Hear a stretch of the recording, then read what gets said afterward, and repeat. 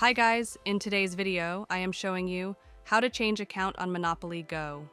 The process is quite simple and easy. The first thing is open your application. Once it will be open, tap on these three lines which are on the right top, and tap on the last option settings. And here you have to tap on the last option manage account.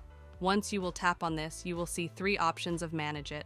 The first one is you can add your Facebook account, but if you want to change your Facebook account, then you can also connect it with your Google account.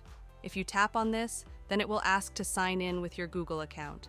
After signing in with your Google account, you can disconnect it with your Facebook account, so your account will be changed to Google.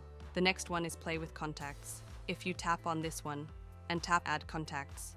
So here you have to write your mobile phone number. Your account will be added to Monopoly, and you can delete your Google account and change it to this account.